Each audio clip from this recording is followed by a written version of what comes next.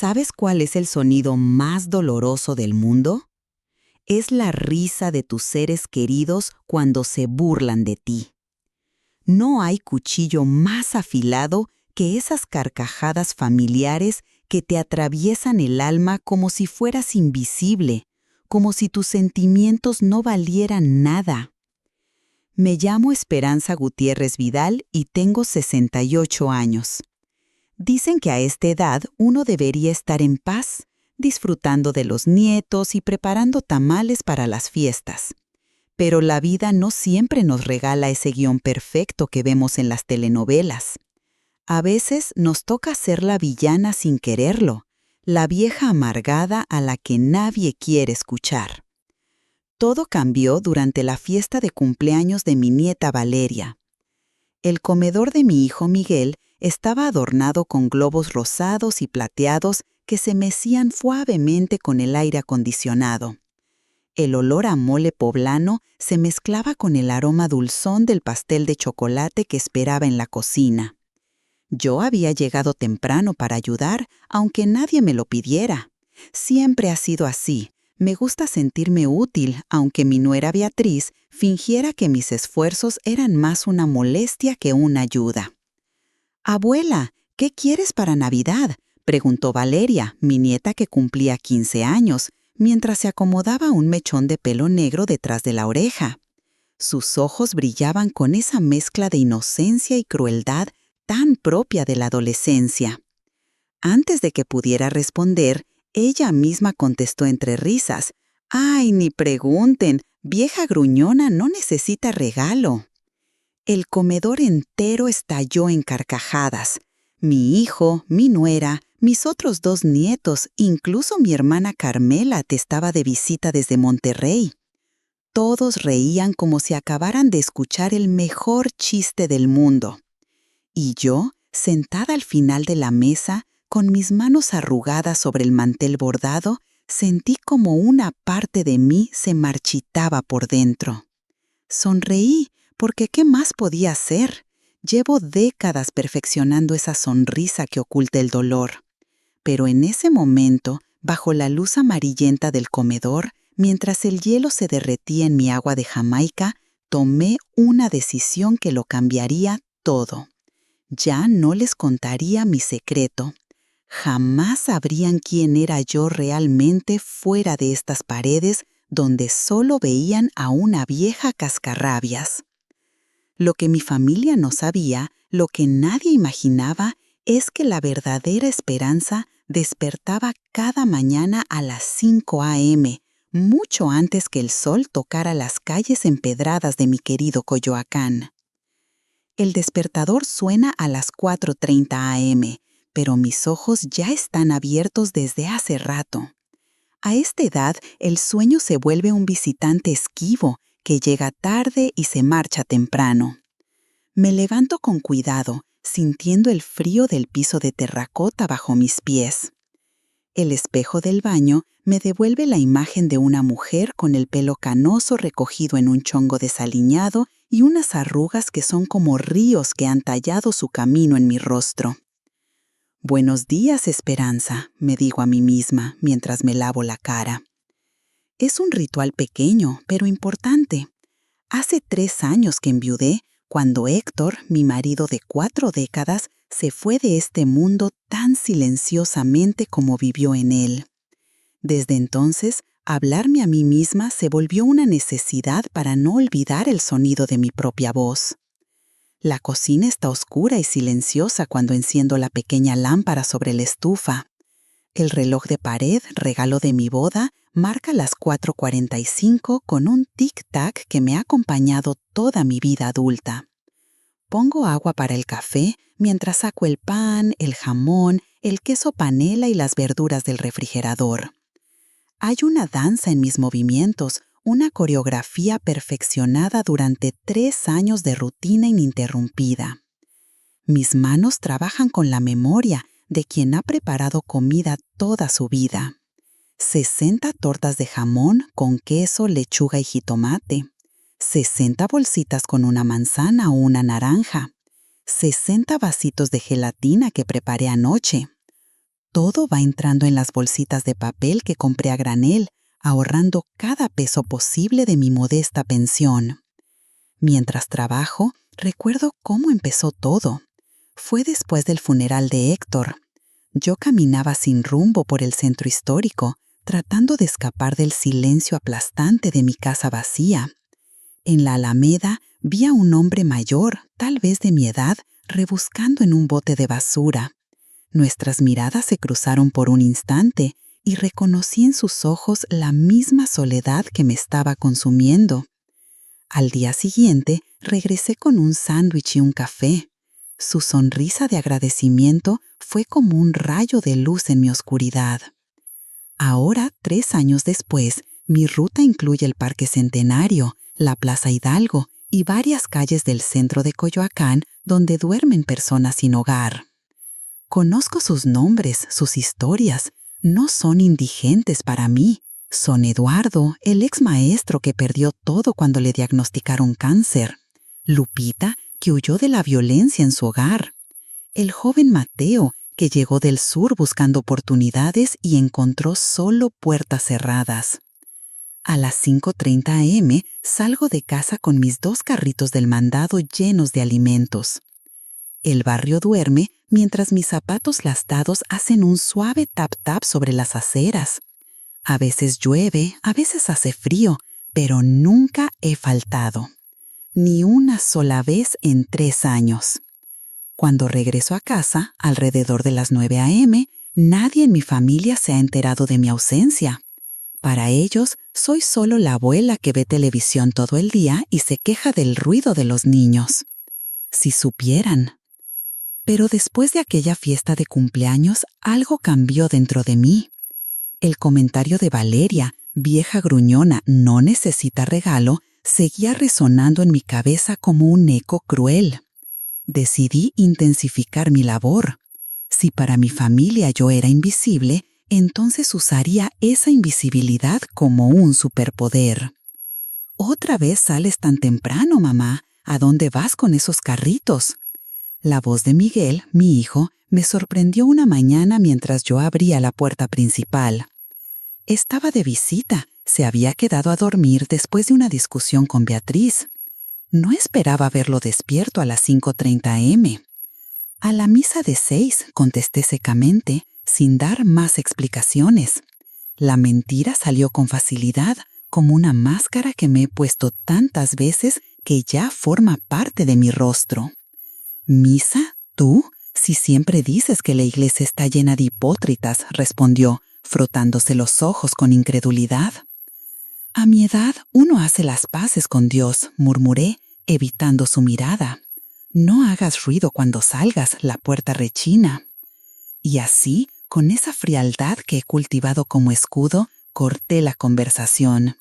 Vi la confusión en los ojos de mi hijo, tal vez un destello de preocupación, pero rápidamente lo reemplazó con indiferencia. Es más fácil creer que tu madre es una vieja excéntrica que preguntarse qué esconde detrás de su aparente amargura. Esta es la máscara que todos ven.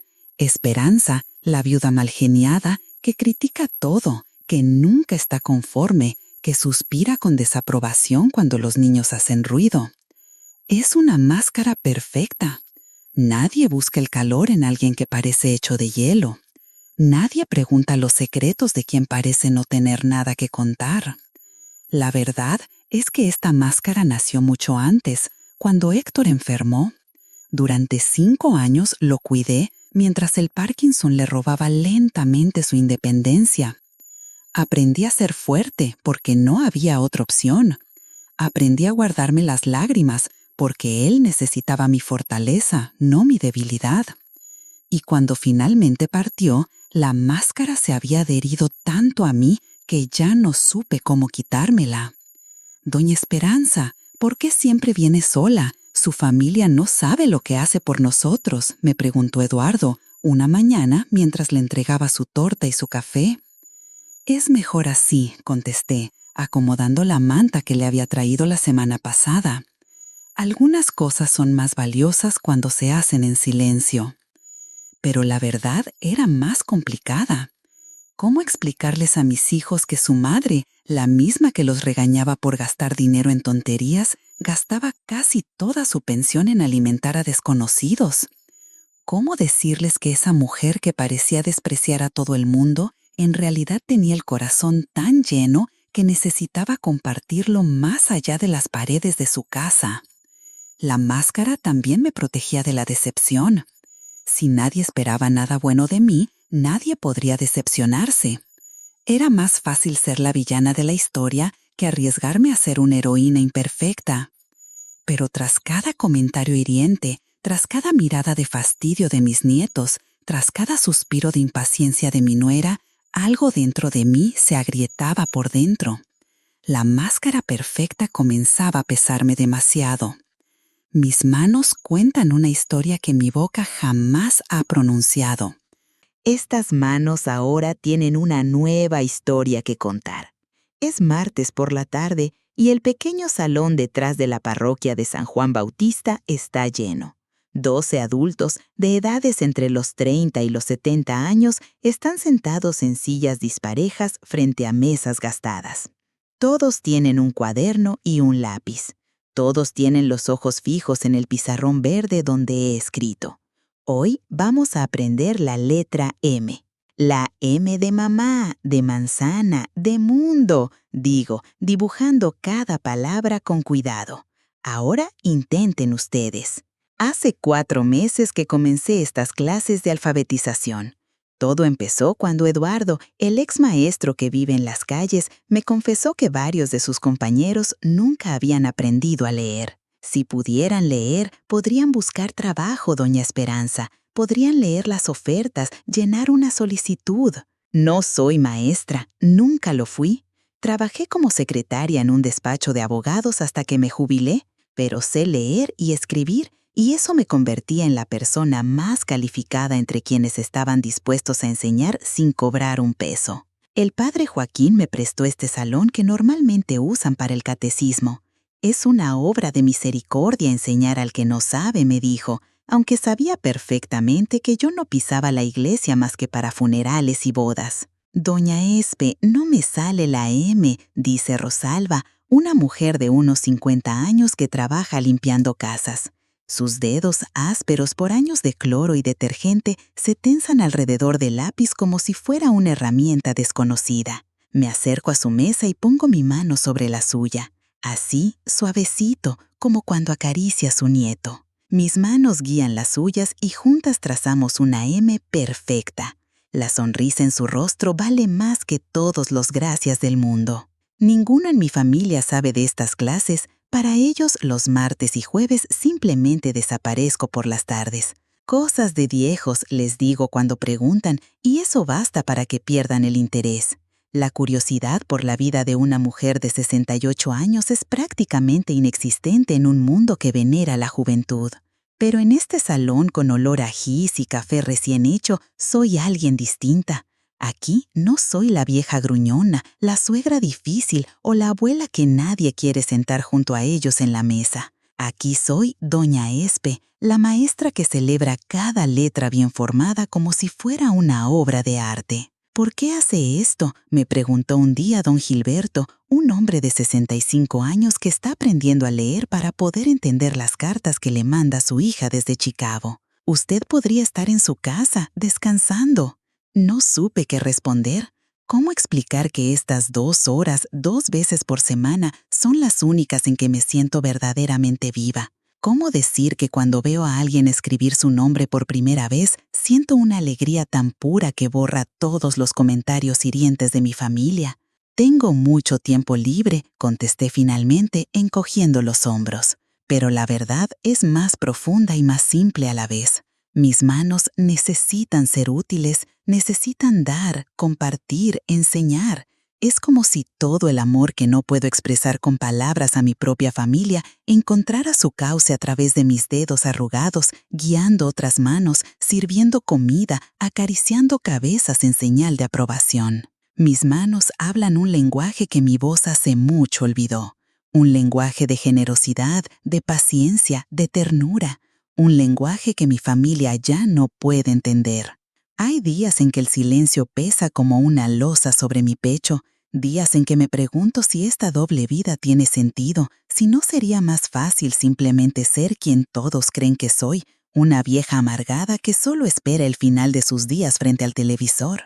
Es viernes por la noche y estoy sentada en la sala de mi hijo. La cena familiar es una tradición que él instauró cuando murió su padre, supuestamente para que yo no me sintiera sola. En realidad, sospecho que es una forma de vigilarme, de asegurarse que la vieja no se ha vuelto completamente loca en su soledad. Mamá, ¿te has estado sintiendo bien? La vecina doña Carmen dice que te ve salir muy temprano todos los días, comenta Miguel mientras corta su bistec. Su tono pretende ser casual, pero puedo detectar la preocupación teñida de sospecha. ¿Ahora resulta que doña Carmen es mi guardaespaldas? Respondo con más dureza de la que pretendía. A mi edad una duerme poco, salgo a caminar. El doctor dijo que es bueno para mis rodillas. Podrías caminar en el parque cercano a tu casa, no tan lejos, interviene Beatriz, mi nuera, con esa sonrisa falsa que reserva para mí. Lo que realmente quiere decir es, ¿podrías hacer algo normal para tu edad? Algo que no nos preocupe y que no nos haga parecer malos hijos por no saber qué hace nuestra madre anciana. Mamá, a lo mejor la abuela tiene un novio, dice Valeria, mi nieta quinceañera, y todos estallan en carcajadas como si la idea de que alguien pudiera encontrarme atractiva fuera el chiste más gracioso del mundo. Sonrío tensamente mientras pincho un trozo de zanahoria con el tenedor. Quiero decirles tantas cosas. Quiero contarles sobre doña Josefina, de 70 años, que esta semana escribió por primera vez una carta para su nieto en Estados Unidos. Quiero hablarles de los ojos brillantes de Eduardo cuando le llevé un libro de García Márquez que encontré en una venta de garaje. Quiero que sepan que esta mañana cuando le di un taco de frijoles a Mateo, el chico me abrazó y me dijo, «Gracias, abuelita», con una voz que me recordó tanto a Miguel cuando era niño que tuve que darme la vuelta para que no viera mis lágrimas. Pero me callo, sigo comiendo en silencio, porque sé lo que pasaría si les contara. Primero vendría la incredulidad, luego la preocupación fingida y finalmente lo peor de todo, intentarían detenerme. Es peligroso, mamá. Estás gastando tu pensión en desconocidos. Esa gente podría aprovechar de ti. Y lo peor, ¿por qué ayudas a extraños cuando ni siquiera eres amable con tu propia familia? ¿Cómo explicarles que es precisamente con ellos con los que no puedo ser yo misma? ¿Cómo decir que sus expectativas, sus juicios, sus miradas condescendientes han construido esta prisión en la que vivo? ¿Cómo confesarles que solo me siento libre cuando estoy lejos de sus ojos críticos? Estaba pensando, dice Miguel, interrumpiendo mis pensamientos, que tal vez sería buena idea que consideraras mudarte a una casa de retiro. Hay una muy bonita en Cuernavaca, clima perfecto, actividades todos los días. No estoy lista para que me encierren, contesto con tanta frialdad que la temperatura de la habitación parece descender varios grados. No es encerrar, mamá, suspira Miguel con exasperación. Es para que estés acompañada, para que tengas atención médica cerca, para que no seas una carga, es lo que realmente quiere decir, aunque ni siquiera él se atreva a admitirlo. Estoy perfectamente bien en mi casa, respondo y cambio de tema preguntando a Javier, mi nieto menor, sobre su partido de fútbol. Cuando termina la cena, mientras Beatriz sirve el café, noto que mis manos tiemblan ligeramente. No es por la edad, es por la rabia contenida, por las palabras no dichas, por el esfuerzo monumental de mantener mi secreto. Este es el precio del silencio, la distancia que crece entre mi familia y yo, un abismo que se ensancha con cada verdad no compartida, con cada parte de mí que escondo para proteger lo único que me da propósito en esta etapa de mi vida. Pero también sé que hay una fragilidad en lo que hago. Mi pensión apenas alcanza para cubrir mis necesidades y las tortas que reparto cada mañana. Las clases de alfabetización requieren materiales que compro con lo poco que me sobra. No puedo permitirme que mi familia interfiera, que en su afán de protegerme destruyan lo único que me mantiene con vida. Así que seguiré pagando el precio del silencio. Seguiré siendo la vieja gruñona a la que nadie quiere escuchar. Es un precio alto, pero la alternativa, renunciar a mi propósito, a mi libertad, sería mucho más costosa. El joyero de madera tallada descansa sobre mi cama, su tapa abierta revelando el interior forrado de terciopelo rojo descolorido por los años. Dentro, Ordenadas cuidadosamente, están las pocas joyas que he atesorado durante mi vida. El anillo de compromiso que Héctor me dio hace casi 5 décadas, con su pequeño diamante que brillaba como una estrella en su mano temblorosa el día que me lo ofreció. Los aretes de perlas que usé el día de mi boda, el collar de oro con un medallón que contiene una foto diminuta de Miguel cuando era bebé, la pulsera de plata que mis padres me regalaron cuando cumplí 15 años. No son joyas valiosas para el mundo, pero para mí, cada pieza es un capítulo de mi historia, un momento cristalizado en metal y piedras. Tomo la pulsera de plata entre mis dedos. Está deslustrada por el tiempo, pero aún puedo sentir el peso de la emoción que sentí cuando mi padre me la puso en la muñeca durante mi fiesta de quinceañera. Para nuestra princesa, había dicho con esa voz ronca que usaba cuando intentaba ocultar su emoción. Con un suspiro, la coloco en una pequeña bolsa de tela junto con los aretes de perlas. La decisión está tomada. Esta mañana, al regresar de mi ruta, conté el dinero que me queda de la pensión, apenas suficiente para pagar los servicios y comprar mi medicina para la presión. No alcanza para las tortas de las próximas 2 semanas, ni para los nuevos cuadernos que necesitamos en las clases de alfabetización. La inflación ha golpeado fuerte este año. El pan, el jamón, el queso, todo ha subido de precio. Y mi pensión sigue siendo la misma, congelada en el tiempo como una mosca en ámbar. Don Héctor, perdóname, susurro mientras acaricio el anillo de compromiso. No lo venderé, no puedo. Sería como vender el último trozo de mi corazón que aún late con los recuerdos de nuestro amor. La joyería La Esmeralda está en el centro de Coyoacán, un pequeño local con más de 40 años en el mismo sitio. Don Jacobo, el dueño, es un hombre mayor que conoce el valor de las cosas más allá de su precio. Doña Esperanza, ¿está segura?, me pregunta cuando le muestro las piezas. Sus ojos, agrandados por los gruesos lentes, me miran con una mezcla de sorpresa y preocupación. ¿Estas joyas tienen valor sentimental para usted? Estoy segura, respondo con firmeza, aunque por dentro siento que algo se rompe. Las necesidades no esperan, don Jacobo. No le explico para qué necesito el dinero. No le digo que cada peso irá a comprar alimentos para personas que la sociedad ha olvidado, o materiales para adultos que están aprendiendo a escribir su nombre por primera vez. No es necesario. Hay una dignidad en el silencio que he aprendido a valorar. Don Jacobo examina las piezas con cuidado, pesándolas en una pequeña balanza.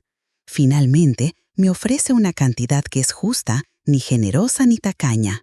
Acepto sin regatear. El dinero se siente pesado en mi bolso, como si llevara piedras en lugar de billetes. De regreso a casa, paso frente a la panadería La Flor de Coyoacán.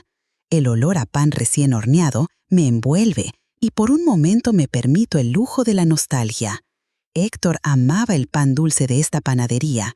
Cada domingo comprábamos conchas y orejas para desayunar con chocolate caliente. Era nuestro pequeño ritual. Entro y compro una concha. Es un gasto innecesario, un capricho que no debería permitirme con mi situación económica actual. Pero hoy necesito este pequeño consuelo, este sabor a memoria y a tiempos más simples. En casa, sentada en mi cocina con la concha y una taza de café, dejo que las lágrimas fluyan libremente. No lloro solo por las joyas vendidas, lloro por todo lo que he perdido. A Héctor, la cercanía con mi hijo, el respeto de mis nietos, la suavidad que alguna vez tuve y que la vida ha ido erosionando. Pero también lloro por lo que he ganado, un propósito, una comunidad invisible de personas que me necesitan, la libertad de ser útil en un mundo que considera a las mujeres de mi edad como muebles viejos que nadie quiere pero tampoco se atreve a tirar. Mañana usaré este dinero para comprar suficiente comida para las próximas semanas. Compraré cuadernos nuevos, lápices, tal vez incluso un libro de cuentos para mis estudiantes más avanzados. Y cuando mi familia vuelva a llamarme vieja gruñona, cuando vuelvan a sugerir que me encierren en una casa de retiro, recordaré los ojos de gratitud de quienes ayudo y sabré que el precio que he pagado, por alto que sea, ha valido cada centavo. Las calles de Coyoacán tienen un aspecto distinto a las 5:30 de la mañana. Las fachadas coloniales, tan pintorescas y fotografiadas durante el día, adquieren un aire fantasmal bajo la luz azulada del amanecer.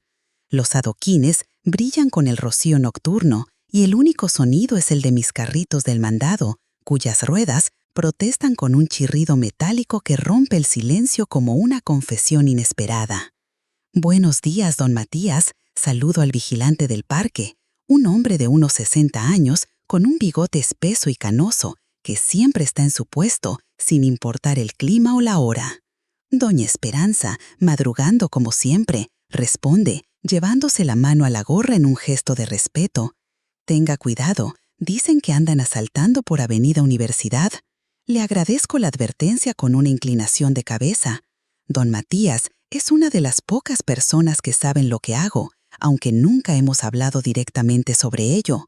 Me ha visto pasar tantas mañanas con mis carritos llenos que ya no necesitamos palabras para entendernos. La primera parada es junto al kiosco del parque.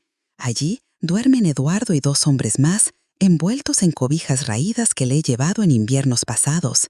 A veces pregunto qué pensaría mi familia si supiera que esas cobijas, que desaparecieron misteriosamente del armario de blancos, ahora protegen del frío a quienes no tienen techo. Doña Espe, Dios la bendiga, murmura Eduardo, frotándose los ojos enrojecidos por el sueño y el frío.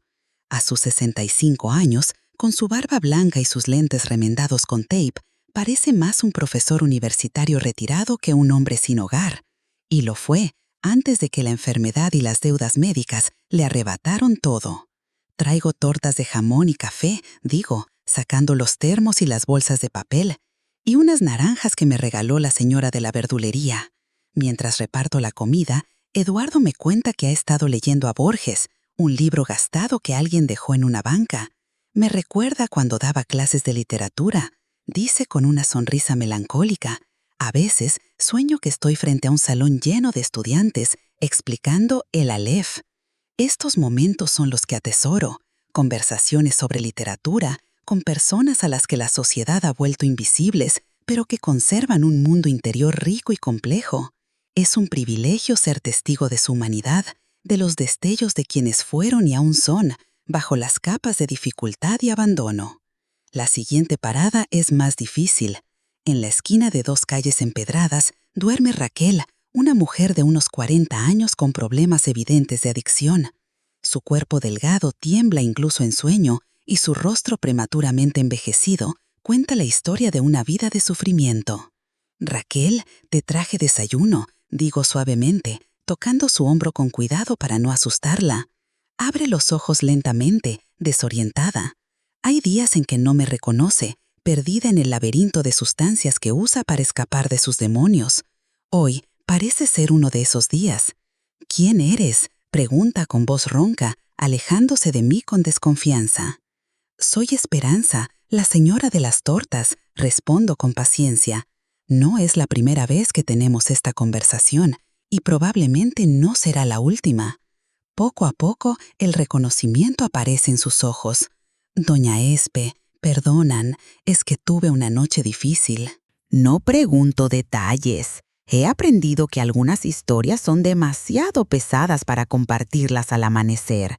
En cambio, le entrego una torta, un café y una cobija limpia que traje especialmente para ella.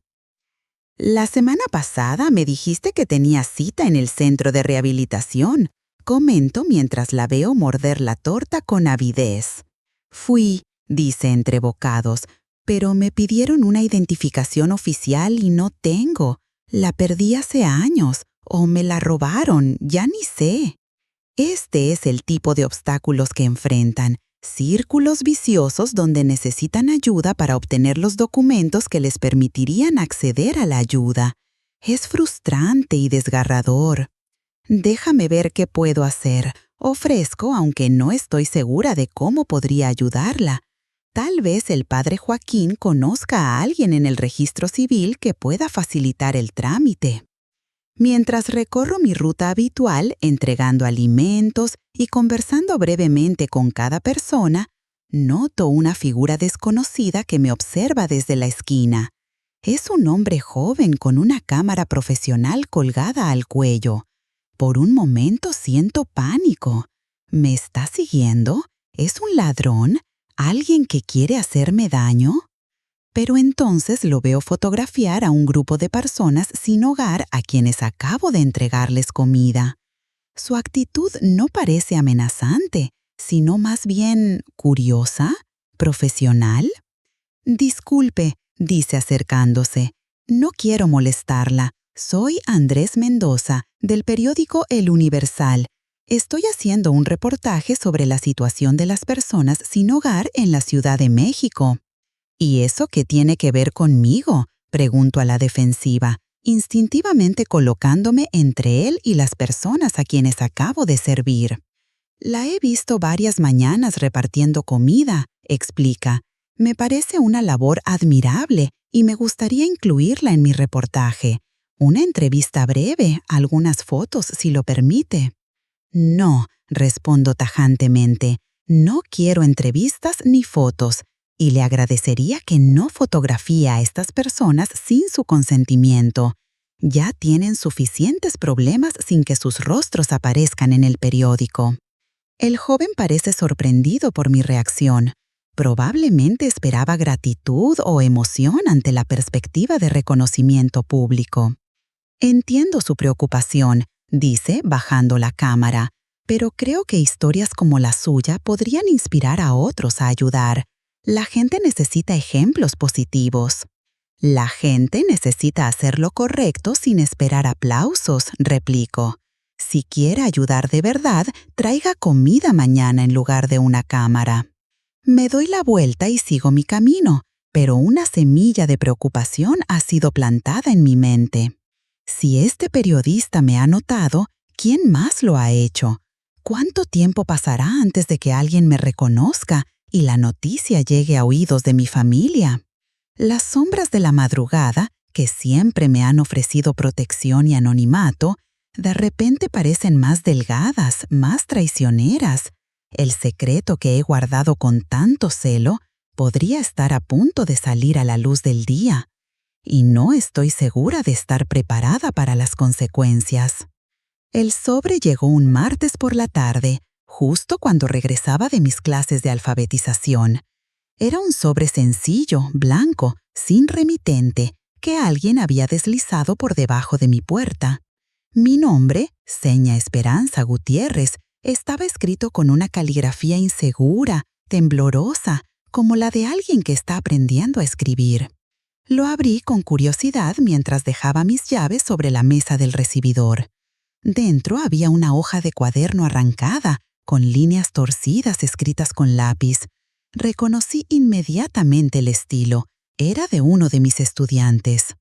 «Querida doña Espe», comenzaba la carta, «le escribo para darle las gracias por enseñarme a leer y escribir.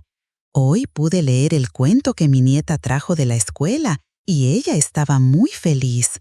También pude firmar unos papeles en el banco sin poner mi huella.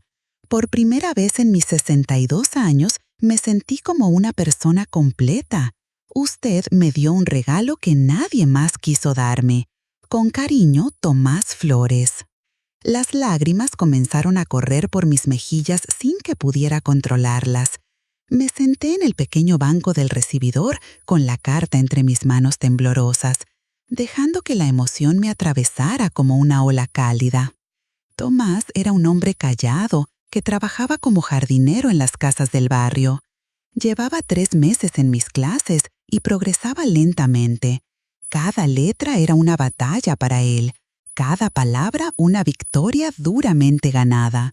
Verlo ahora escribiendo una carta completa, con errores de ortografía pero perfectamente comprensible, era como presenciar un milagro cotidiano. Guardé la carta en el cajón de mi mesa de noche, junto con mi diario y la fotografía de Héctor que beso cada noche antes de dormir. Era un tesoro más valioso que todas las joyas que había vendido. Esa noche, mientras preparaba las tortas para el día siguiente, Pensaba en Tomás y en su nieta. Imaginaba la escena, el abuelo leyendo torpemente un cuento infantil, la niña mirándolo con adoración, sin saber que estaba presenciando algo extraordinario. Me preguntaba cuántas pequeñas revoluciones similares estaban ocurriendo gracias a esas 2 horas de clase, 2 veces por semana, en ese salón prestado con olor a gis. El timbre del teléfono interrumpió mis pensamientos. Era Miguel. «Mamá, ¿cómo estás? Te llamaba para recordarte la comida del domingo. Cumplimos 15 años de casados con Beatriz y haremos una pequeña reunión». «Claro que me acuerdo», mentí. La verdad es que lo había olvidado por completo. «¿Quieres que lleve algo?» No, no te molestes. Solo ven a tiempo, por favor. Y trata de estar de buen humor, ¿sí? Va a venir la familia de Beatriz y ya sabes cómo se pone su mamá cuando haces tus comentarios». Sentí una punzada de dolor ante sus palabras. Para mi hijo, yo era un problema que había que manejar, una bomba que podía explotar en cualquier momento y arruinar su perfecta reunión familiar. «Estaré de buen humor», respondí secamente. Después de colgar, me quedé mirando el teléfono. La alegría que había sentido al leer la carta de Tomás se había evaporado, reemplazada por esa familiar sensación de ser una carga, un obstáculo, una presencia apenas tolerada. El contraste era doloroso. Para Tomás, yo era la persona que le había dado dignidad y autonomía. Para mi propia familia, era la vieja gruñona que había que soportar en las reuniones, a quien había que pedirle estar de buen humor, como si mi personalidad fuera un interruptor que pudiera encenderse y apagarse a voluntad. Regresé a la preparación de las tortas, pero mis movimientos ya no tenían la misma alegría. Cada rebanada de pan, cada capa de jamón, estaba impregnada de una tristeza que no podía nombrar. Era como si existieran 2 esperanzas en mundos paralelos, la maestra respetada y la abuela despreciada, la benefactora anónima y la vieja cascarrabias, la mujer que recibía cartas de agradecimiento y la que recibía llamadas llenas de advertencias apenas disimuladas. ¿Cuál de las 2 era la verdadera? ¿O acaso las 2 lo eran, partes de un todo fragmentado por las circunstancias y las expectativas ajenas? La carta de Tomás, guardada en mi cajón, era una prueba tangible de que al menos una parte de mí estaba haciendo algo valioso, algo que trascendería mi existencia. Cuando ya no estuviera, Tomás seguiría leyendo cuentos a su nieta, firmando documentos, navegando el mundo con esa nueva libertad que yo había ayudado a construir. Y tal vez eso era suficiente. Tal vez no necesitaba el reconocimiento de mi familia. Tal vez la verdadera recompensa estaba en esas pequeñas victorias anónimas, en esos cambios imperceptibles para el mundo, pero revolucionarios para quienes los experimentaban. Con esa idea en mente, terminé de preparar las tortas con renovada determinación. La carta de Tomás era un recordatorio de por qué hacía lo que hacía, de por qué valía la pena seguir adelante a pesar del cansancio, de los recursos limitados, de la incomprensión familiar. Era una prueba de que, a veces, las semillas que plantamos florecen en jardines que nunca veremos, pero que embellecerán el mundo mucho después de que nos hayamos ido. La gripe llegó sin avisar, como un ladrón en la noche. Primero fue un cosquilleo en la garganta que ignoré mientras repartía las tortas del jueves. Luego, un dolor sordo en las articulaciones que atribuía a la edad y al cansancio acumulado. Para cuando llegué a mis clases de alfabetización esa tarde, la fiebre ya había comenzado a trepar por mi cuerpo como una enredadera venenosa. «Doña Espe, está usted muy pálida», comentó Rosalba, mirándome con preocupación mientras yo intentaba explicar la diferencia entre B y B. «Estoy bien», mentí, apoyándome disimuladamente en el escritorio para no caer. La habitación parecía girar lentamente a mi alrededor y las letras en el pizarrón se desdibujaban como si estuvieran escritas en arena y alguien soplara sobre ellas. No recuerdo bien cómo terminó la clase, ni cómo llegué a casa. Tengo vagas imágenes de don Gilberto y el padre Joaquín ayudándome a caminar, del taxi que el sacerdote insistió en pagar, de mis llaves cayendo al suelo varias veces antes de poder abrir mi puerta. Lo siguiente que supe es que estaba en mi cama, ardiendo en fiebre, con un paño húmedo en la frente que yo misma debía haber colocado en un momento de lucidez. La habitación estaba a oscuras, pero por la calidad de la luz que se filtraba entre las cortinas, supe que era de mañana. ¿Viernes? ¿Sábado? No tenía idea de cuánto tiempo había pasado. Mi primer pensamiento no fue para mí misma. Fue para Eduardo, para Lupita, para Mateo y todos los demás que esperarían en vano sus tortas esa mañana. La idea de fallarles me dolía más que la fiebre que consumía mi cuerpo. Intenté levantarme, pero mis piernas parecían hechas de algodón. Caí de nuevo sobre la cama, jadeando por el esfuerzo.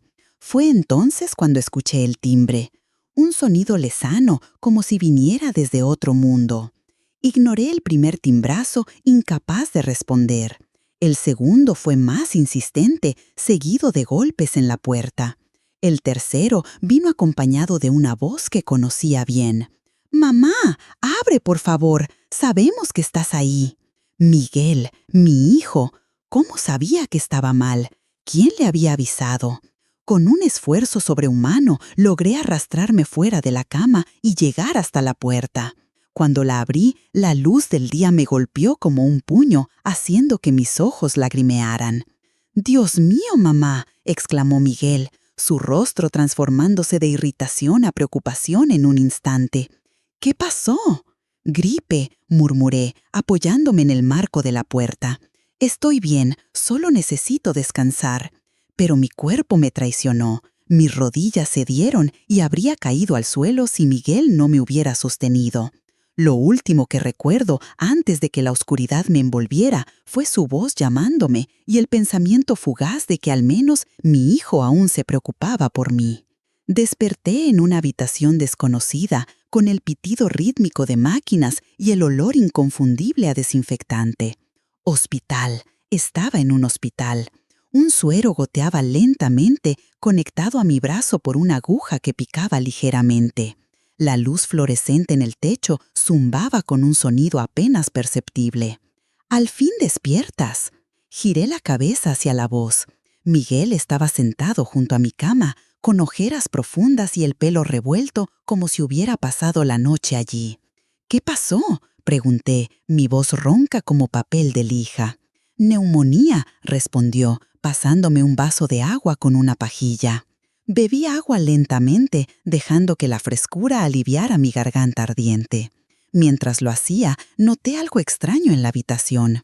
Había flores, muchas flores. Ramos de diferentes tamaños cubrían la pequeña mesa junto a la ventana. Algunos incluso estaban en el suelo por falta de espacio.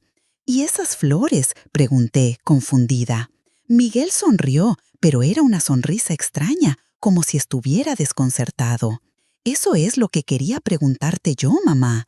Empezaron a llegar esta mañana personas que decían conocerte, que preguntaban por tu salud, un grupo bastante diverso». Su tono al decir diverso me puso en alerta. ¿Quién había venido? ¿Qué tanto sabía ahora mi hijo? «El médico nos dijo que tu sistema inmunológico estaba debilitado por fatiga extrema y mala alimentación», continuó Miguel, ahora con un tono acusatorio. «¿Qué has estado haciendo, mamá? ¿Por qué te estás matando de hambre cuando yo te deposito dinero cada mes?». Antes de que pudiera responder, la puerta se abrió y entró una enfermera. Detrás de ella, para mi absoluto horror y sorpresa, estaban Eduardo, Rosalba y don Gilberto. Eduardo, con su barba blanca recién recortada y ropa limpia que no reconocí. Rosalba, con un pequeño ramo de dalias que seguramente había cortado de algún jardín. Y don Gilberto, sosteniendo torpemente una bolsa de papel que parecía contener fruta. «Doña Espe», exclamó Rosalba, corriendo hacia mi cama. «Gracias a Dios que está mejor. Nos tenía con el alma en un hilo». «El padre Joaquín organizó una cadena de oración por usted», añadió don Gilberto. «Toda la clase está rezando por su recuperación». Eduardo se mantuvo más atrás, observando con curiosidad a Miguel, quien a su vez lo miraba como si fuera una aparición de otro planeta. ¿Qué está pasando aquí?, preguntó mi hijo, su voz una mezcla de confusión y algo que sonaba peligrosamente a juicio.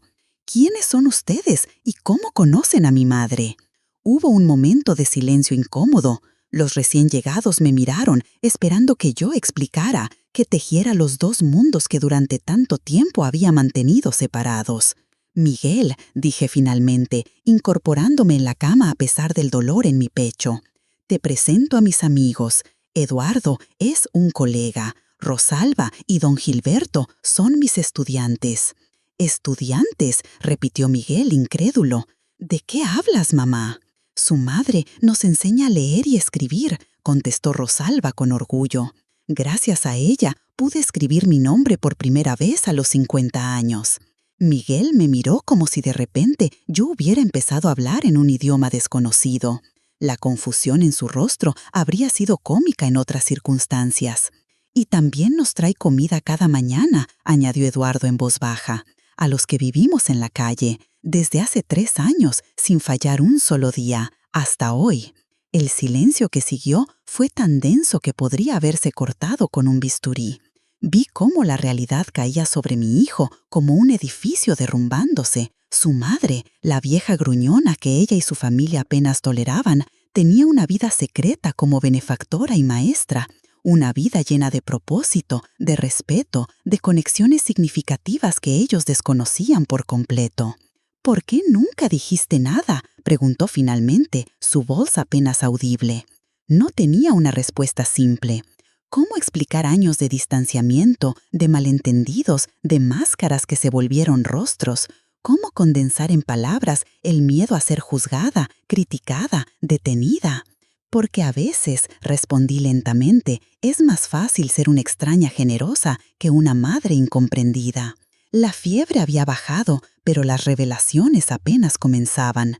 Y mientras Miguel procesaba lo que acababa de descubrir, yo me preguntaba cómo cambiaría nuestra relación ahora que mi secreto ha quedado al descubierto, expuesto como una herida antigua que por fin puede respirar y tal vez comenzar a sanar. 3 días después me dieron de alta del hospital.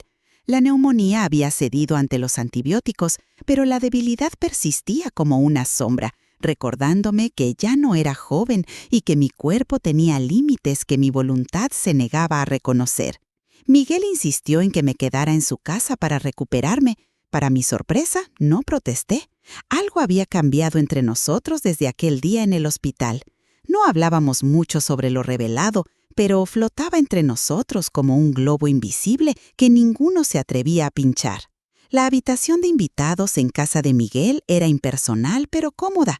Paredes color crema, una cama matrimonial con edredón azul marino, cortinas a juego y un pequeño escritorio junto a la ventana. Desde allí podía ver el parque donde los niños del barrio jugaban cada tarde, sus risas llegando hasta mí como burbujas de jabón que estallan contra el cristal. Beatriz se mostraba amable, pero cautelosa, como si yo fuera un animal exótico que podría morder en cualquier momento. Los niños, por su parte, parecían confundidos por esta nueva versión de su abuela, una mujer que, según habían descubierto, enseñaba a adultos a leer y alimentaba a personas sin hogar. ¿Por qué nunca nos dijiste que hacías todas esas cosas, abuela?, me preguntó Valeria una tarde, sentándose en el borde de mi cama con una curiosidad nueva en su mirada. Nunca preguntaron, respondí simplemente, aunque sabía que no era toda la verdad. La verdadera respuesta era más complicada. No lo dije porque temía que no me creyeran, o peor aún, que intentaran detenerme. No lo dije porque había construido mi identidad secreta como un refugio contra el rechazo familiar. No lo dije porque el silencio se había convertido en un hábito tan arraigado que romperlo parecía más doloroso que mantenerlo. Una mañana, mientras desayunaba sola en la cocina, me levantaba más temprano que el resto de la familia, una costumbre imposible de romper, escuché el timbre. Beatriz bajó en bata a abrir y pronto su voz sorprendida llegó hasta mí. «Busca a doña Esperanza. Sí, está aquí, pero ¿quién es usted?» Dejé mi taza de café sobre la mesa y me acerqué a la puerta. Allí, con una grabadora en mano y una cámara colgada al cuello, estaba el mismo joven periodista que me había abordado semanas atrás mientras repartía comida. Buenos días, doña Esperanza, saludó con una sonrisa profesional. Andrés Mendoza, de El Universal. ¿Recuerda que hablamos hace unas semanas?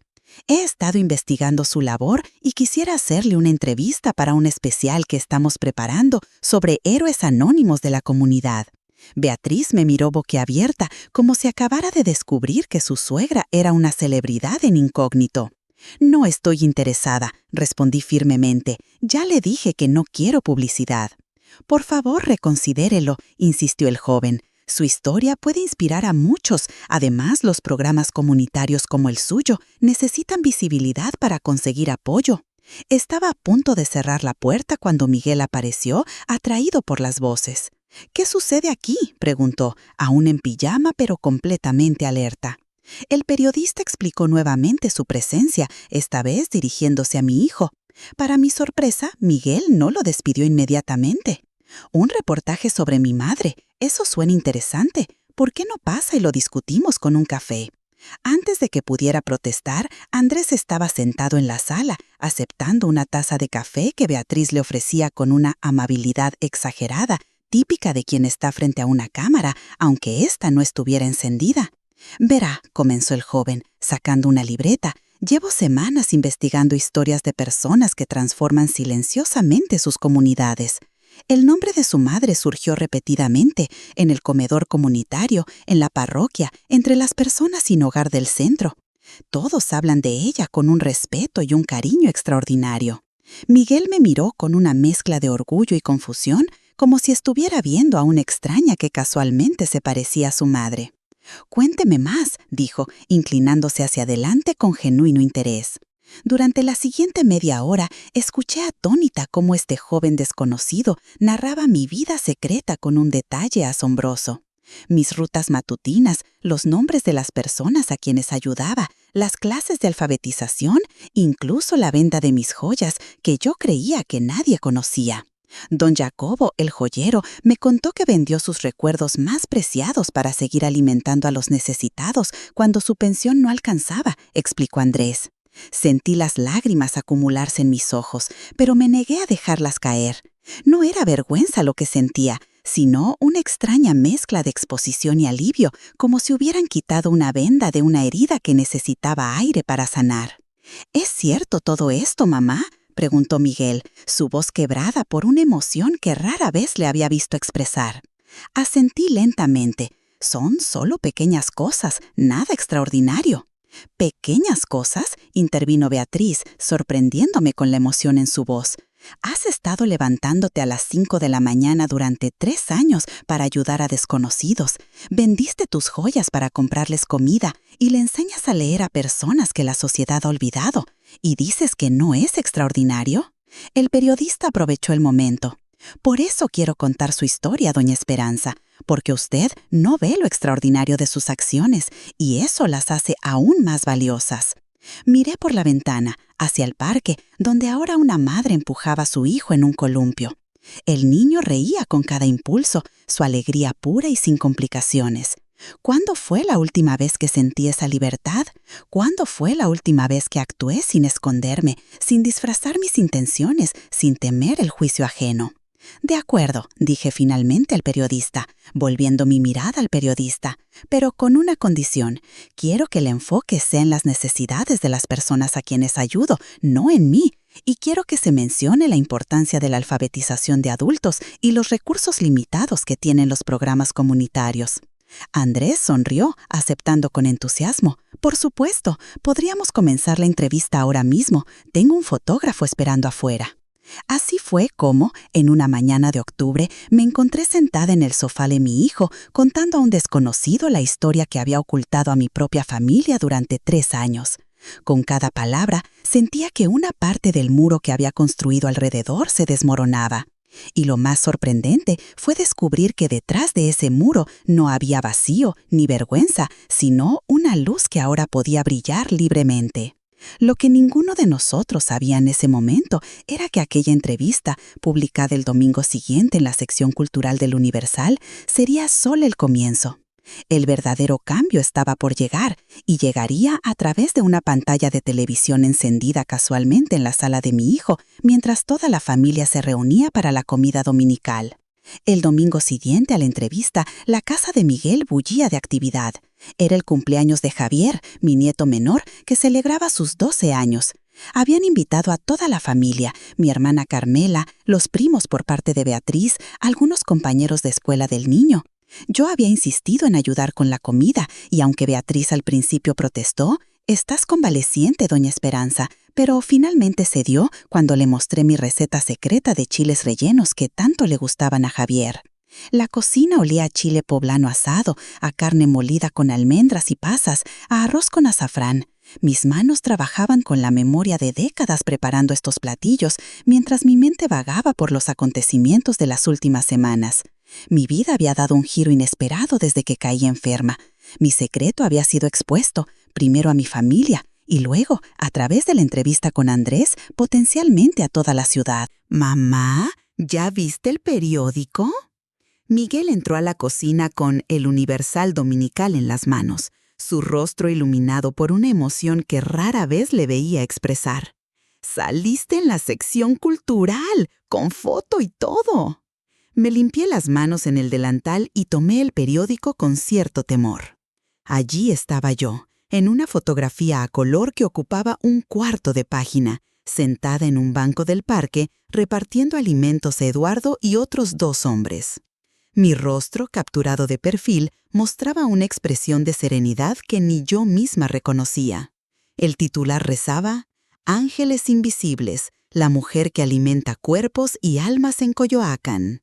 «Léelo en voz alta», pedí, incapaz de enfocar mis ojos en el texto impreso, súbitamente nublados por una emoción que no podía nombrar.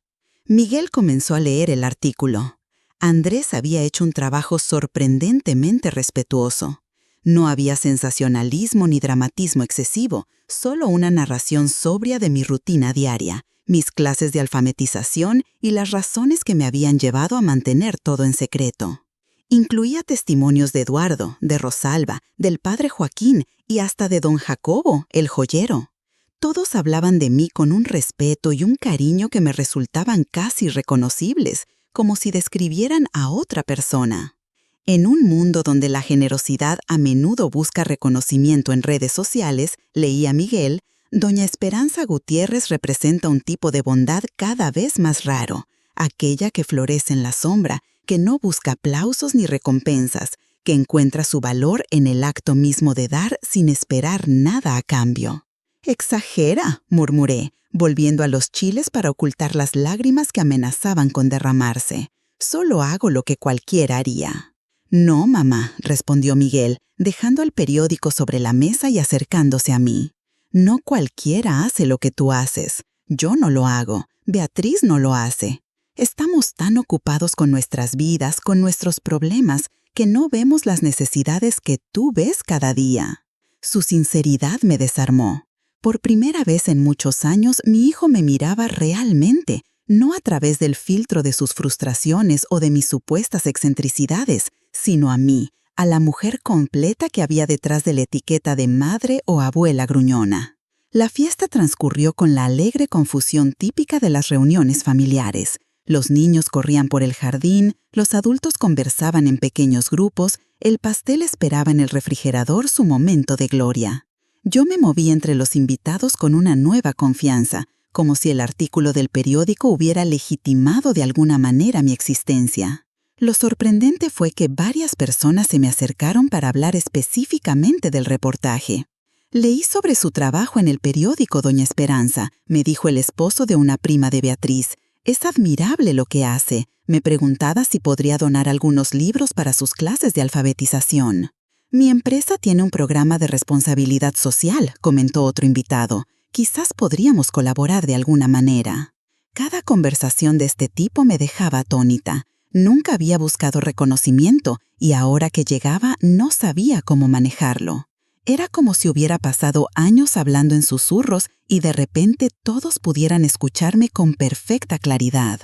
Después de cantar las mañanitas y cortar el pastel, la mayoría de los invitados se trasladó a la sala, donde Miguel encendió el televisor para que los niños vieran una película mientras los adultos conversaban. Estaba a punto de volver a la cocina para comenzar a limpiar cuando escuché mi nombre desde la pantalla.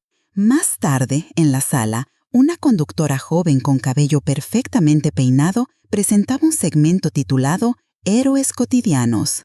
Y allí estaba yo nuevamente, en un video donde repartía comida al amanecer. La cámara me había captado sin que yo no lo notara, probablemente días antes de caer enferma. Basándose en el reportaje publicado hoy en El Universal, continuaba la presentadora, nuestro equipo investigó más sobre esta extraordinaria mujer y descubrió una historia de dedicación que trasciende lo común. Durante 3 años, sin buscar reconocimiento ni ayuda, Doña Esperanza ha sido un pilar silencioso para decenas de personas en situación vulnerable. El reportaje televisivo era más emotivo que el artículo impreso. Incluía entrevistas con personas que yo había ayudado, imágenes de mis clases de alfabetización, incluso una reconstrucción dramatizada de cómo había vendido mis joyas para continuar mi labor cuando el dinero escaseaba. La sala, normalmente ruidosa, estaba en completo silencio. Podía sentir todas las miradas alternando entre la pantalla y mi rostro, que ardía de vergüenza y una emoción imposible de definir. ¡Abuela! La voz de Valeria rompió el silencio. Mi nieta, la misma que semanas atrás me había llamado vieja gruñona, ahora me miraba con los ojos llenos de lágrimas. «¡Eres tú! ¡En la televisión! ¡Eres una heroína!». «No soy ninguna heroína», respondí automáticamente, pero mi voz carecía de la firmeza habitual. «Sí lo eres», insistió, acercándose para abrazarme. «De verdad, abuela, yo lo siento, no sabíamos, no entendíamos». Su abrazo, cálido y sincero, derribó las últimas defensas que quedaban en mi corazón. Mientras el reportaje continuaba mostrando mi vida secreta a todo el país, yo abrazaba a mi nieta y sentía que algo fundamental había cambiado entre nosotros, algo que ninguna entrevista ni reportaje podría capturar plenamente. No era el reconocimiento público lo que importaba, aunque fuera halagador y posiblemente útil para conseguir más recursos. Lo verdaderamente valioso era este momento de conexión genuina con mi familia, este puente tendido sobre años de incomprensión mutua. «Estoy orgulloso de ti, mamá», dijo Miguel, uniéndose al abrazo. «Siempre lo he estado, pero ahora entiendo por qué a veces parecías tan distante. Estabas guardando toda tu energía y amor para algo más grande que nosotros». «No más grande», respondí, encontrando finalmente las palabras correctas. «El amor no se divide, se multiplica. Lo que hago por otros nunca ha disminuido lo que siento por ustedes, aunque no siempre haya sabido cómo demostrarlo». Mientras el reportaje terminaba con una invitación a la audiencia a apoyar causas comunitarias similares, sentí una extraña sensación de cierre y de comienzo simultáneos. Mi secreto ya no era mío, para bien o para mal, y en la mirada de mi familia encontré no el juicio que tanto había temido, sino algo mucho más valioso: comprensión. Las semanas siguientes al reportaje televisivo fueron como vivir en un sueño febril. Mi teléfono, normalmente silencioso excepto por las llamadas ocasionales de Miguel, no dejaba de sonar. Periodistas que querían entrevistas adicionales, personas que ofrecían donaciones, voluntarios dispuestos a ayudar en las clases de alfabetización o en la distribución de alimentos. Incluso recibí cartas físicas escritas a mano de personas de todo el país que se habían conmovido con mi historia. «Necesitas una secretaria, mamá», bromeó Miguel una tarde mientras me ayudaba a organizar las ofertas de donaciones en la mesa de mi cocina. Había vuelto a mi casa después de 2 semanas de convalecencia en su hogar, pero ahora él y su familia me visitaban casi a diario. Relación había cambiado sutilmente desde las revelaciones. No era perfecta, por supuesto. Décadas de patrones de comunicación no se desvanecen de la noche a la mañana, pero había una nueva cualidad en nuestras interacciones, un respeto que antes faltaba, una voluntad de escuchar que antes se perdía entre malentendidos y suposiciones. Lo más sorprendente fue el cambio en mis nietos. Valeria, que antes me evitaba o me trataba con esa condescendencia adolescente tan hiriente, ahora me bombardeaba con preguntas sobre mis actividades. Quería saber cómo había comenzado todo, cómo conocía cada persona que ayudaba, cómo se sentía enseñar a adultos a leer. Su curiosidad parecía genuina, no motivada por la culpa o la obligación. ¿Puedo acompañarte alguna vez, abuela?, me preguntó un sábado mientras lavábamos los platos después de la comida. Quiero ver cómo son tus clases. La miré con sorpresa. ¿De verdad te interesa? Sí, respondió, y había una seriedad en su joven rostro que me conmovió. Creo que he sido muy, no sé, superficial. Solo me importaban mis cosas, mis amigos, cómo me veo. Pero tú has estado haciendo algo real, algo que importa. Tus cosas también importan, Valeria, le dije, tomando su mano mojada entre las mías. Tienes 15 años, es normal que tu mundo gire alrededor de ti por ahora. Pero quiero que sea más grande, insistió. Quiero ser como tú cuando crezca. Sus palabras me dejaron sin aliento. ¿Quién hubiera imaginado, apenas un mes atrás, que mi nieta, la misma que me había llamado vieja gruñona, ahora me veía como un modelo a seguir? No solo mi familia había cambiado, mis estudiantes y las personas a quienes ayudaba también me trataban diferente. Había un nuevo tipo de respeto en sus ojos, mezclado con algo que me incomodaba un poco, admiración, como si el reconocimiento público hubiera validado lo que hacía, haciéndolo de alguna manera más valioso que cuando era un secreto entre nosotros. «Doña Espe, la vi en la tele», me dijo Lupita una mañana mientras le entregaba su torta y café. «Tonterías», respondí, avergonzada.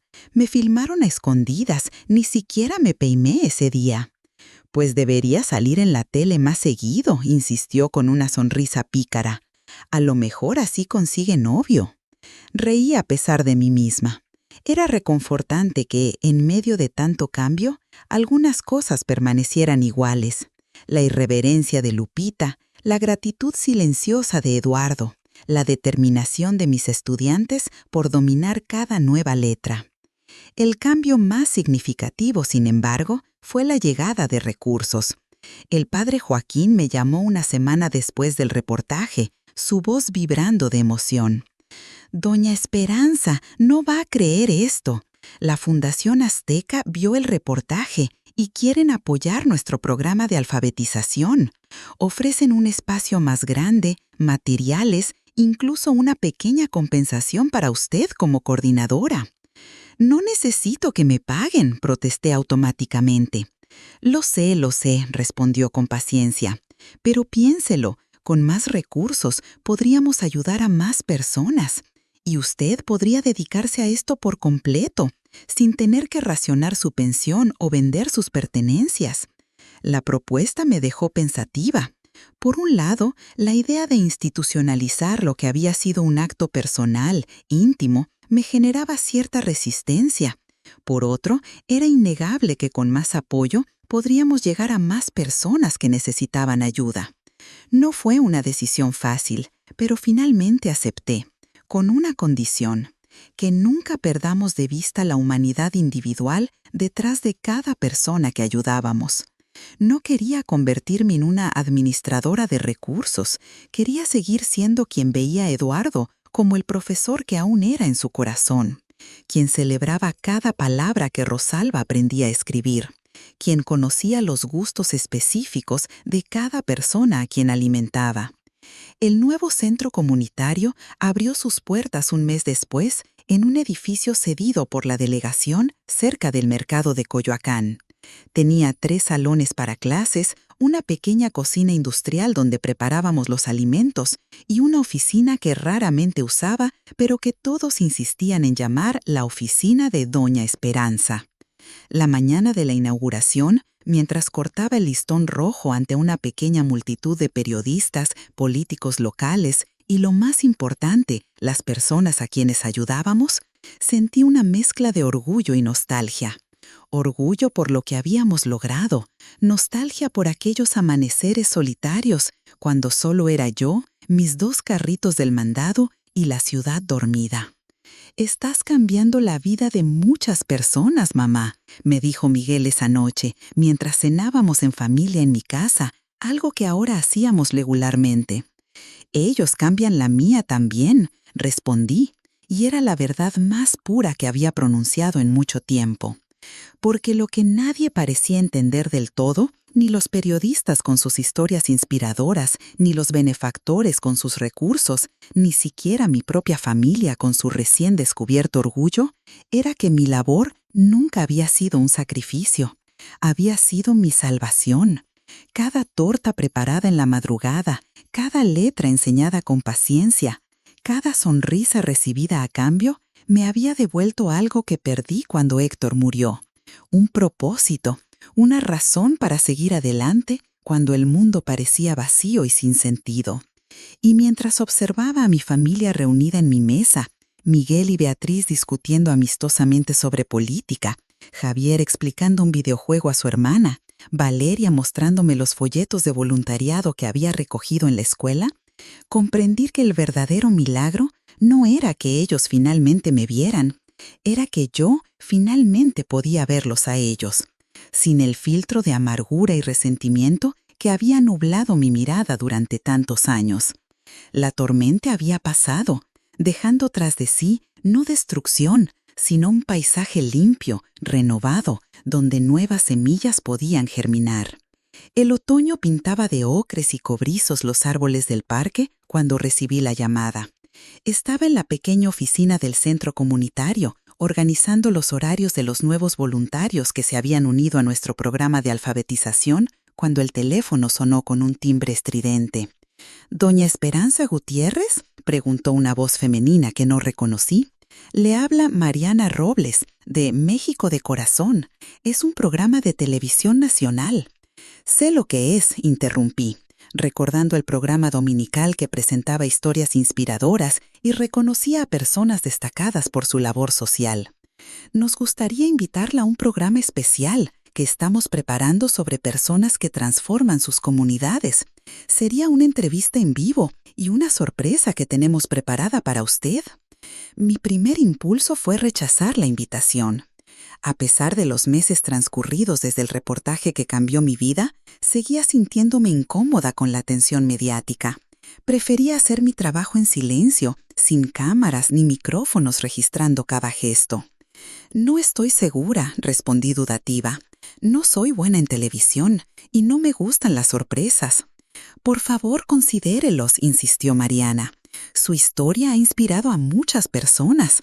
Recibimos decenas de cartas mencionándola después de que salió el reportaje en El Universal. Solo serían unos minutos y le prometo que la sorpresa será algo especial». Estaba a punto de declinar nuevamente cuando la puerta de la oficina se abrió y entró Valeria. Mi nieta, que ahora pasaba casi todas las tardes en el centro comunitario, ayudando con las clases para niños que habíamos añadido recientemente, me miró con curiosidad. «¿Puedo pensarlo?», pregunté a la productora. «Le daré mi respuesta mañana». Después de colgar, le expliqué a Valeria la invitación. «Tienes que ir, abuela», exclamó, sus ojos brillando de emoción. «Es un programa nacional. Imagina cuánta más gente podría conocer el centro y apoyarnos». Su entusiasmo era contagioso, pero seguía teniendo dudas. «No sé, mija, no me gusta ser el centro de atención. Además, ¿qué sorpresa podrían tenerme preparada? No me gustan los imprevistos a mi edad». Valeria se sentó en la silla frente a mi escritorio, su expresión súbitamente seria. «Abuela, ¿recuerdas lo que me dijiste cuando te pregunté por qué nunca nos contaste lo que hacías? Dijiste que nunca preguntamos. Y tenías razón. Nunca preguntamos porque nunca nos mostraste esa parte de ti». Sus palabras, maduras más allá de sus 15 años, me dejaron sin respuesta. «Tal vez esta es otra oportunidad», continuó, «de mostrarte, de que la gente pregunte, de inspirar a otros. No tienes que hacerlo si no quieres, pero sería lindo verte brillar un poco». ¿Cuándo mi nieta se había vuelto tan sabia? La miré, realmente la miré, y vi no a la adolescente caprichosa que me había llamado vieja gruñona, sino a una joven mujer en formación, con una comprensión de la vida que yo apenas comenzaba a apreciar. «Lo pensaré», prometí, y lo hice. Esa noche, sentada en mi mecedora junto a la ventana, sopesé los pros y los contras de aceptar la invitación. Mi tendencia natural seguía siendo rechazarla, mantenerme en las sombras, hacer mi trabajo sin fanfarria. Pero las palabras de Valeria resonaban en mi mente. Sería lindo verte brillar un poco. ¿Cuándo fue la última vez que brillé? ¿Cuándo fue la última vez que permití que otros vieran mi luz, sin filtros, sin disculpas, sin esconderme detrás de una máscara de aspereza o indiferencia? A la mañana siguiente, llamé a Mariana Robles y acepté la invitación. El estudio de televisión era un lugar intimidante, grandes cámaras, luces cegadoras, personas corriendo de un lado a otro con auriculares y tabletas. Me habían recogido en una camioneta con el logo del canal y ahora estaba en un pequeño camerino donde una maquilladora joven aplicaba polvos a mi rostro con delicadeza. No demasiado, le advertí. No quiero parecer un payaso. La chica sonrió. Solo lo justo, doña Esperanza, para que no brille con las luces del set. Miguel, Beatriz y mis nietos estaban en la sala de espera. Habían insistido en acompañarme, formando un pequeño ejército de apoyo moral que me conmovía más de lo que podía expresar. Cuando finalmente me condujeron al set, sentí un nudo en el estómago. El programa se transmitía en vivo a todo el país. Millones de personas me verían, escucharían mis palabras, juzgarían cada gesto, cada expresión. ¿Y si decía algo inapropiado? ¿Y si me quedaba en blanco? ¿Y si la misteriosa sorpresa resultaba ser algo embarazoso? 30 segundos, anunció alguien, y sentí que mis manos comenzaban a sudar.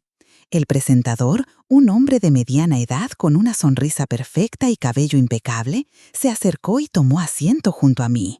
«Tranquila, doña Esperanza», me dijo en voz baja. «Solo conversaremos como lo estamos haciendo ahora, y le aseguro que la sorpresa le encantará». Antes de que pudiera responder, las luces se intensificaron y una voz anunció: 5, 4, 3, 2, 1, ¡al aire! «Buenas noches, México», comenzó el presentador mirando directamente a la cámara. «Hoy tenemos con nosotros a una mujer extraordinaria, cuya historia de generosidad silenciosa ha conmovido a todo el país. A sus 68 años ha demostrado que nunca es tarde para cambiar vidas, incluida la propia. Recibamos con un fuerte aplauso a doña Esperanza Gutiérrez». El aplauso grabado me sobresaltó, pero logré sonreír mientras la cámara enfocaba mi rostro. La entrevista comenzó suavemente, con preguntas sobre cómo había iniciado mi labor, las dificultades que había enfrentado, los momentos más gratificantes. A medida que hablaba, sentí que mi nerviosismo se disipaba. No estaba actuando ni representando un papel, simplemente estaba contando mi verdad, mi historia. «Usted ha mencionado varias veces que sus estudiantes son su mayor inspiración», comentó el presentador después de unos minutos. «Son personas extraordinarias», respondí, sintiendo cómo mi voz se suavizaba al pensar en mis alumnos. «La mayoría ha vivido toda su vida sin saber leer ni escribir, algo que la mayoría de nosotros damos por sentado. Imagine no poder leer un letrero, una receta médica, una carta de un ser querido. Y sin embargo, tienen una dignidad, una inteligencia y una determinación que me asombra cada día». «Mencionó cartas de seres queridos», dijo el presentador con una sonrisa enigmática. «Y eso me lleva a nuestra sorpresa de hoy. Doña Esperanza, sus estudiantes quisieron agradecerle de una manera especial». La pantalla gigante detrás de nosotros se iluminó, mostrando el rostro de Tomás, el jardinero que me había escrito aquella primera carta que tanto apesoraba. «Doña Espe», comenzó, su voz ligeramente temblorosa pero clara. «Gracias a usted pude leer un cuento a mi nieta. Gracias a usted pude firmar con mi nombre por primera vez a los 62 años. Pero lo más importante, gracias a usted ahora puedo escribirle esta carta de agradecimiento».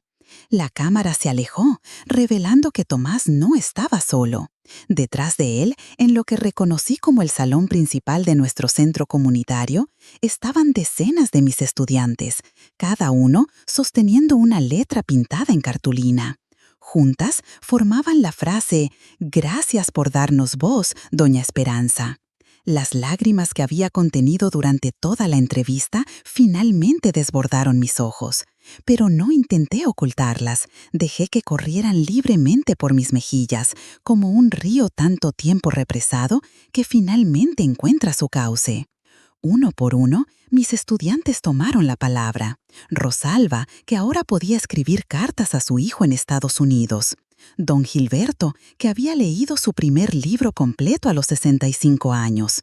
Eduardo, que gracias a los contactos que surgieron tras el reportaje, ahora tenía un pequeño trabajo en una biblioteca local. Cada historia era un testimonio no de mi labor, sino de su perseverancia, su valor, su deseo de crecer a pesar de las circunstancias. La sorpresa no terminó ahí. La cámara giró nuevamente, mostrando a un grupo de personas mejor vestidas, empresarios, funcionarios, representantes de fundaciones. Uno por uno, anunciaron donaciones y apoyos para el centro, equipos de computación, libros, mobiliario, becas para los estudiantes más avanzados, un fondo para asegurar la continuidad del programa por al menos 5 años más. Cuando la cámara volvió a mí, no podía hablar. El nudo en mi garganta era demasiado grande, la emoción demasiado intensa. El presentador, con gentileza, me dio un momento para recomponerme. Doña Esperanza, dijo finalmente, ¿qué siente al ver todo el impacto que ha tenido su labor? Respiré hondo, buscando las palabras adecuadas. Siento gratitud, no por el reconocimiento, sino por la oportunidad de ser útil, de servir a otros. Cuando mi esposo murió, pensé que mi vida había terminado también. Me encerré en la amargura, en el resentimiento, me convertí en la vieja gruñona que todos evitaban. Hice una pausa, consciente de que estaba revelando partes de mí que nunca había compartido públicamente. Pero descubrí que nunca es tarde para cambiar, para encontrar un nuevo propósito.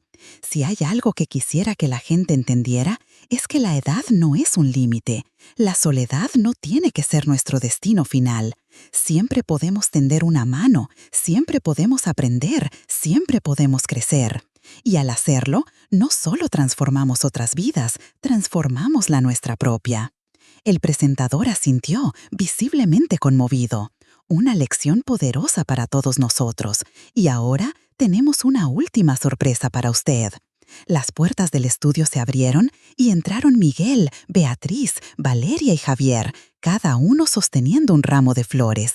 Detrás de ellos, para mi absoluta sorpresa, venían decenas de personas. Algunos de los sin hogar a quienes alimentaba cada mañana, vecinos del barrio, voluntarios del centro, incluso don Jacobo el joyero. Una procesión de vidas que se habían entrelazado con la mía de maneras que nunca hubiera imaginado. Valeria se acercó al micrófono. «Abuela», dijo, su voz clara y firme a pesar de las cámaras, «hace unos meses te llamé vieja gruñona y dije que no necesitabas regalo de Navidad. Fue cruel e irrespetuoso y me arrepiento profundamente. Ahora sé quién eres realmente, la persona más generosa, valiente y extraordinaria que conozco. Mi regalo para ti es una promesa. Seguiré tus pasos. Ya he comenzado a dar clases a los niños en el centro. Y cuando sea mayor, quiero crear mi propio programa para ayudar a otros. Tú me enseñaste que nunca somos demasiado jóvenes o demasiado viejos para marcar la diferencia». Me levanté, las piernas temblorosas, y extendí mis brazos hacia mi nieta. No me importaban ya las cámaras, los millones de espectadores, el protocolo del programa. En ese momento solo existíamos Valeria y yo, unidas por un abrazo que curaba heridas que ni siquiera sabía que tenía. «Te quiero, abuela», susurró en mi oído, y esas 3 palabras simples fueron más valiosas que todos los reconocimientos y aplausos del mundo. Uno por uno, los miembros de mi familia se acercaron. Miguel, con lágrimas en los ojos que ya no intentaba ocultar. Beatriz, cuyo abrazo tenía una calidez que nunca antes había sentido. Javier, que me entregó un dibujo donde aparecía yo con una capa de superheroína. El estudio entero se convirtió en un mar de abrazos, apretones de manos, palabras de gratitud. El presentador, profesional como era, aprovechó la emoción del momento para cerrar el programa.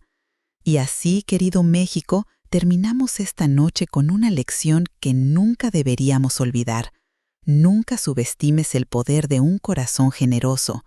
No importa tu edad, tu condición económica o tu situación personal, siempre puedes marcar la diferencia. Gracias, doña Esperanza, por recordárnoslo. Mientras las luces del estudio se atenuaban y el equipo comenzaba a desmontar los equipos, me quedé allí, rodeada de mi familia y de personas cuyas vidas habían tocado la mía tanto como yo había tocado la suya. Y comprendí que el círculo estaba completo. De la soledad había pasado a la conexión, del resentimiento al amor, de la invisibilidad al reconocimiento. No por la fama efímera de un programa de televisión, sino por algo mucho más profundo y duradero, la red de afecto y respeto que habíamos tejido juntos, hilo por hilo, día tras día. Han pasado 6 meses desde aquel programa de televisión. La vida ha encontrado un nuevo ritmo, diferente pero reconfortante. El centro comunitario ahora tiene un nombre oficial, elegido por votación entre los estudiantes y beneficiarios, Casa Esperanza, Centro de Aprendizaje y Solidaridad. Cada vez que veo el letrero en la entrada, siento una mezcla de vergüenza y orgullo que todavía me cuesta manejar. Esta mañana desperté antes del amanecer, como siempre. A mis 69 años recién cumplidos, la rutina sigue siendo importante. Me puse mis pantuflas, me envolví en la bata que Valeria me regaló por mi cumpleaños, azul turquesa, un color que nunca me hubiera atrevido a usar antes, y caminé hasta la cocina para preparar café. Por la ventana vi los primeros rayos de sol acariciando los techos de Coyoacán. El barrio despertaba lentamente. Un vendedor de pan empujando su carrito, un taxista lavando su coche, una madre caminando apresuradamente con su hijo en uniforme escolar. Escenas cotidianas que antes pasaban desapercibidas para mí y que ahora observo con una apreciación casi reverencial. Ya no preparo 60 tortas cada madrugada. Ahora el centro tiene una cocina industrial, donde voluntarios profesionales preparan desayunos completos para más de 100 personas diarias. Ya no camino sola con mis carritos por calles semidesiertas. Ahora hay una camioneta donada por una empresa local que recoge a los voluntarios y distribuye los alimentos en una ruta ampliada que cubre varios barrios. A veces extraño aquellos días de soledad y anonimato. Había una pureza en hacer el bien sin testigos, sin reconocimiento. Pero he llegado a aceptar que esta nueva fase también tiene su propósito y su belleza. Por cada mano que ya no prepara un sándwich directamente, hay 10 nuevas manos dispuestas a ayudar. Por cada persona que antes alimentaba, ahora hay 10 recibiendo no solo comida, sino también educación, atención médica básica y, lo más importante, dignidad. ¿Lista para el gran día, abuela? Valeria entra a mi cocina sin llamar, como es su costumbre desde hace meses. Ya no viene solo de visita, está parcialmente instalada en mi casa, ocupando la que fue habitación de huéspedes y que ahora está decorada con sus pósters y fotografías. A sus 16 años recién cumplidos, mi nieta ha encontrado su propia misión. Viene casi todos los días después de la escuela para dar clases de matemáticas a niños en situación vulnerable, utilizando métodos creativos que ella misma desarrolla. Su pasión es contagiosa y me recuerda a mí misma su edad, antes de que la vida me endureciera. «Te quiero, abuela», respondo, sirviendo una taza de café para ella. «¿No crees que es demasiado?» «Es perfectamente merecido», insiste, tomando un sorbo de café. Además, el presidente municipal ya confirmó su asistencia. No puedes echarte para atrás ahora. El gran día al que se refiere es la ceremonia donde la delegación Coyoacán nombrará una pequeña plaza cerca del centro comunitario como Plaza Esperanza Gutiérrez. La idea surgió del Consejo Vecinal, apoyada por cientos de firmas de residentes y comerciantes locales. Cuando me lo comunicaron, mi primera reacción fue rechazar el honor. ¿Una plaza con mi nombre? Parecía excesivo, desproporcionado. Hay personas que han hecho mucho más que yo, argumenté, en la reunión donde me presentaron la propuesta. Doña Esperanza, respondió don Matías, el vigilante del parque que ahora formaba parte del consejo. A veces los héroes más importantes son los que hacen cosas pequeñas con gran amor, día tras día, sin esperar nada a cambio. Usted le ha devuelto el alma a este barrio. No pude argumentar contra eso, no porque estuviera de acuerdo, sino porque me quedé sin palabras ante la sinceridad en su voz. Ahora, mientras Valeria revisa mi vestido para la ceremonia, un sencillo conjunto azul marino que Beatriz insistió en comprarme para la ocasión, suena el teléfono. Es Miguel. Mamá, pasaremos a recogerte en 1 hora. Beatriz está terminando un pastel para la recepción después de la ceremonia. No era necesario, respondo automáticamente, aunque ya he aprendido a aceptar estos gestos con más gracia que antes. Para nosotros sí lo es, responde mi hijo, y puedo escuchar la sonrisa en su voz. Es nuestro momento de celebrarte, mamá. Déjanos hacerlo. Después de colgar, me quedo mirando el teléfono, aún maravillada por el cambio en nuestra relación. No es perfecta, por supuesto. Aún tenemos desacuerdos, momentos de tensión, malentendidos. Pero ahora hay un cimiento de respeto mutuo, un reconocimiento de que ambos somos personas completas, complejas, valiosas a nuestra manera. La ceremonia es más grande de lo anticipada. La pequeña plaza, recién renovada con bancas nuevas y jardineras llenas de flores, está repleta. Reconozco muchos rostros, mis estudiantes, las personas a quienes alimentamos cada día, vecinos, voluntarios, periodistas que han seguido la historia desde aquel primer reportaje. El presidente municipal da un discurso sobre la importancia del servicio comunitario y la solidaridad vecinal. Habla de mí en términos que me hacen sonrojar, describiéndome como un ejemplo de ciudadanía activa y prueba viviente de que la edad no es obstáculo para cambiar realidades. Cuando me toca hablar, siento que las palabras se atascan en mi garganta. ¿Qué puedo decir que no suene presuntuoso o falso? ¿Cómo expresar lo que realmente siento sin minimizar el honor ni exagerar mi contribución? Miro a la multitud y veo a mi familia en primera fila. Miguel con un traje que raramente usa, Beatriz elegante en un vestido floreado, Javier inquieto pero sonriente y Valeria, cuyos ojos brillan con poco disimulo. Junto a ellos está Eduardo, ahora empleado de la biblioteca municipal, con una corbata que le prestó Miguel, Rosalba, que recientemente obtuvo su certificado de primaria, don Gilberto, que está escribiendo sus memorias con mi ayuda. Y entonces sé exactamente qué decir. Este honor, comienzo, mi voz más firme de lo que esperaba, no es para mí. Es para cada persona que ha tenido el valor de pedir ayuda cuando la necesitaba. Es para cada adulto que después de décadas sintiéndose menos por no saber leer, encontró la valentía de sentarse en un pupitre y empezar desde cero. Es para cada persona sin hogar que a pesar de ser ignorado por cientos de transeúntes cada día, mantiene su dignidad y su esperanza. Hago una pausa, sintiendo cómo la emoción crece en mi pecho. Es también para mi familia, que ha aprendido junto conmigo que nunca es tarde para conocernos de verdad, para derribar los muros que construimos por miedo o costumbre, y es para todos ustedes que han demostrado que una comunidad unida puede transformar realidades que parecían inamovibles. El aplauso que sigue es ensordecedor, pero lo que más me conmueve son las lágrimas en los ojos de mi hijo, el mismo que una vez sugirió que me mudara a una casa de retiro porque vivía sola y no tenía más utilidad. Después de la ceremonia oficial, hay una pequeña fiesta en el centro comunitario. Mientras circulo entre los invitados, recibiendo felicitaciones y abrazos, noto a Valeria en un rincón, hablando animadamente con un grupo de adolescentes. Son sus amigos de la escuela, a quienes ha reclutado como voluntarios para un nuevo programa de tutorías que ella misma diseñó. La observo con el corazón lleno de orgullo y una pizca de asombro. En ella veo el futuro, la continuación de algo que comenzó como un acto personal de supervivencia emocional y que ahora tiene vida propia, extendiéndose más allá de mí, creando ondas que llegarán a orillas que nunca veré. Esa noche, de vuelta en mi casa, me siento en mi mecedora junto a la ventana, como he hecho durante décadas. Pero esta vez no estoy sola.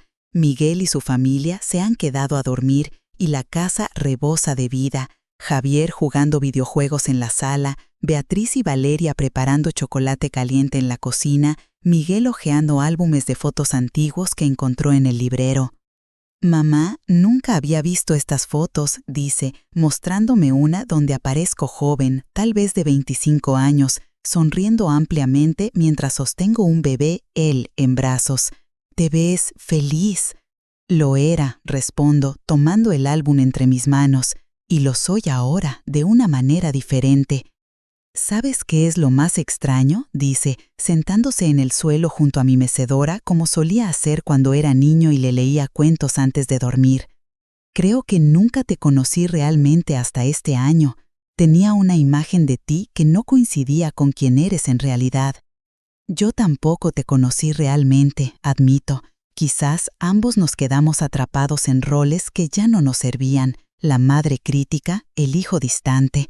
Pero nunca es tarde para empezar de nuevo, ¿verdad?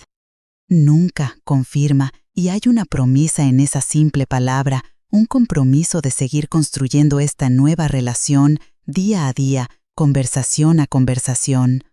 Más tarde, cuando todos se han ido a dormir, saco del cajón de mi mesa de noche la primera carta que recibí de Tomás. La leo nuevamente, aunque ya me sé cada palabra de memoria. Luego saco mi diario, un cuaderno sencillo donde he empezado a registrar mis pensamientos desde que todo cambió. «Querido Héctor», escribo, como siempre, dirigiéndome a mi esposo ausente, «hoy nombraron una plaza con mi nombre. ¿Puedes creerlo? Tú, que siempre decías que yo era demasiado terca y orgullosa para mi propio bien. Tenías razón, como en tantas cosas, pero también te equivocabas en algo importante. No estoy sola. Nunca lo estuve realmente».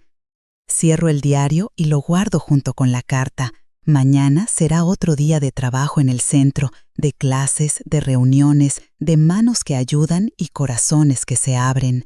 Pero esta noche, en la quietud de mi habitación, con los sonidos suaves de mi familia dormida llenando la casa que durante tanto tiempo estuvo silenciosa, comprendo finalmente cuál ha sido el verdadero regalo en toda esta historia.